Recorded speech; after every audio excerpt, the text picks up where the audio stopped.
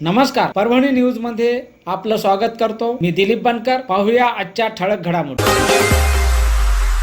नमस्कार, परभणी न्यूज मध्ये स्वागत करतो. आज आद्य क्रांतिकारक सावित्रीबाई ज्योतिबा फुले यांची जयंती.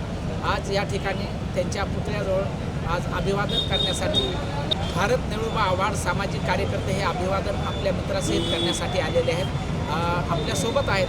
आपण त्यांच्याशी जाणून घेऊया. आज जयंती आहे, काय सांगाल आपण, काय शुभेच्छा? मी सर्वप्रथम सर्वांना ज्योतिबा फुले यांच्या सावित्रीबाई ज्योतिबा फुले यांच्या जयंतीनिमित्त सर्व महाराष्ट्रातील जनतेला शुभेच्छा देतो. आणि यांचे कार्य एवढे महान आहे की आज जगामध्ये त्यांचा जर उगम किंवा जन्म झाला नसता तर आज कुठली स्त्री शिक्षण घेऊ शकली नसती, किंवा आज अंतर्वेळामध्ये ज्या आपले गेलेल्या स्त्रिया आहेत त्यांचं जे समजा सर्व मान सन्मान, त्यांचं जे आजचे कार्य आहे ते फक्त सावित्रीबाई फुले यांच्यामुळेच आज चालू आहे.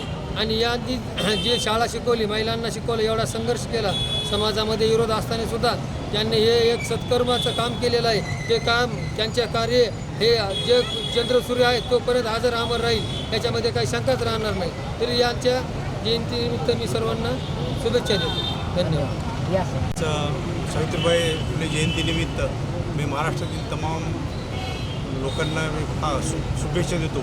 सावित्रीबाई फुले हे आद्य क्रांतिकारक असून त्यांनी समाजासाठी खूप काम केलेले आहे. जर समजा त्या जन्माला नसत्या तर देशामध्ये आज फार महिलांची परिस्थिती फार बिकट राहिली असती. त्यामुळे मी त्यांच्या जन्मदिनी सर्वांना शुभेच्छा देतो. धन्यवाद. मी शिवाजी गायकवाड, परभणी पंचायत समिती माजी सदस्य.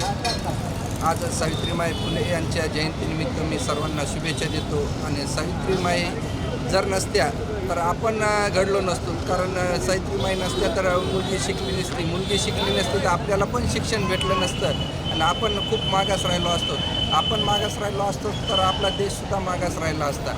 या सावित्रीबाईमुळं आपल्याला भारत देश हा एवढ्या उंचीवर नेऊन ठेवलेला आहे, कारण तिच्या शिक्षणामुळं आंतरराष्ट्रीय सुनीता विल्यम्स ज्या काय आपल्या खेळाडू झाल्यात, क्रिकेटपटू झाल्यात, भारताच्या राष्ट्रपती प्रतिभाताई पाटील ह्या झाल्यात, ह्या सर्व काही जे घडल्या महिला ह्या सर्व सावित्रीबाईची देण आहे आणि त्यांचे उपकार आपण कधीही न फेडू शकणारे आहेत.